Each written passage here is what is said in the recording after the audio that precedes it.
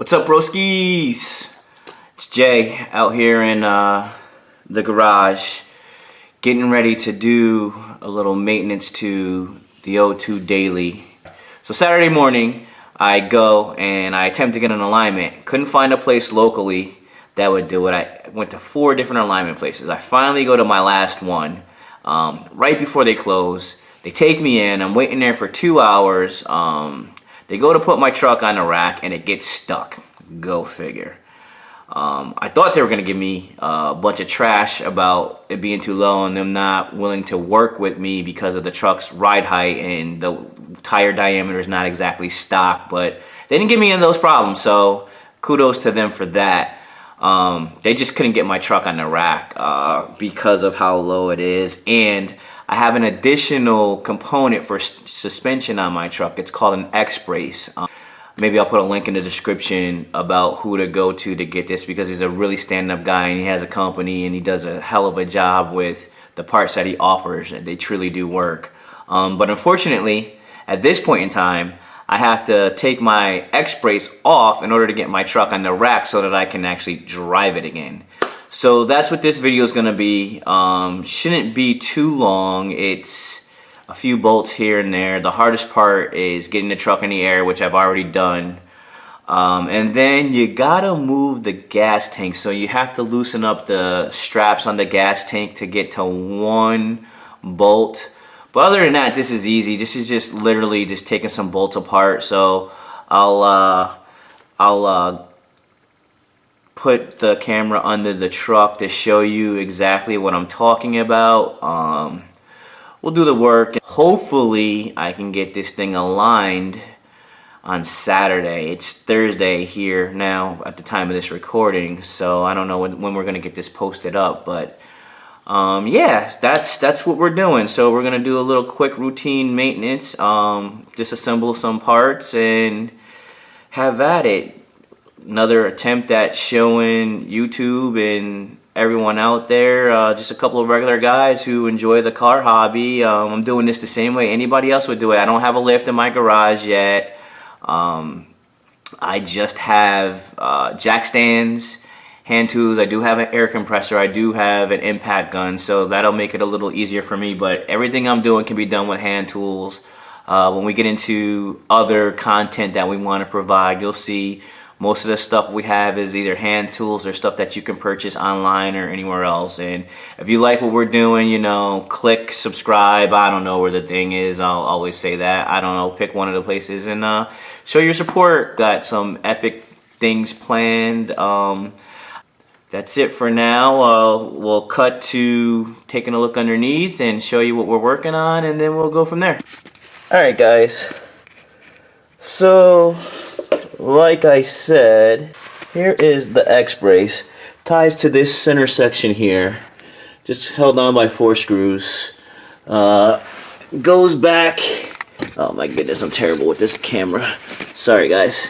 Goes back to a point on the frame underneath the gas tank, a point on the frame on the rear passenger side, and then comes up, this is the central point right there, comes up to a cross member right here, right where the trans mounts, and right here. Sorry about the jittery. I am just, this is a brand new camera and I'm still learning it, so sorry about that. So yeah, I think I just gotta disconnect those 4 points, not taking that cross member off. We are, however, taking the Xbrace bar off. I'll probably end up painting it once I get it off, because it's been abused pretty bad, considering how low the truck is. You can see the plates there. Then the main crossbar, which hangs down super low, right here, bolts to the frame. There was, when I first bought this truck, an original factory plate that was riveted there. Obviously I cut those rivets out, drilled them out, banged them out, pounded them out. I don't remember, it was a while ago. And then this mounts right up. This is a really high quality piece.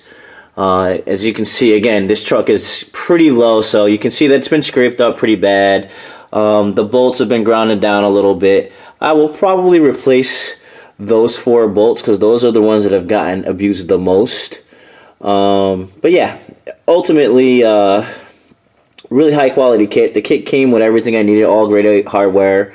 You can see the muffler that's been replaced. Wow, I didn't realize how close that was to the drive shaft, so I'm gonna have to clock that a little bit. Deal with that too. That's super close to the drive shaft. Might even be touching, but you know, we'll fix all of this stuff. That's what a daily is, and that's what a projects are all about. Tweaking and trying to get it right. So anyway, I'll cut back to you guys once that's done. Alright, broskies. So this is what the Xbrace is that I was talking about taking off. We got it off relatively smoothly. Unfortunately, I did have to maneuver the gas tank a little bit, but wasn't too difficult. That was way easier than trying to fist a wrench in between the gas tank and the fuel rail. It just was a pain in the neck trying to do it that way. So took about 10 minutes to get that one last bar off, but nothing too terrible. So that's that. We're gonna clean this up, get some new hardware. I know the hardware looks like crap. That's what happens when it's underneath the truck, and it's grade 8 stuff, but yeah, a lot of puddles here. We got a lot of rain here in Maryland this year.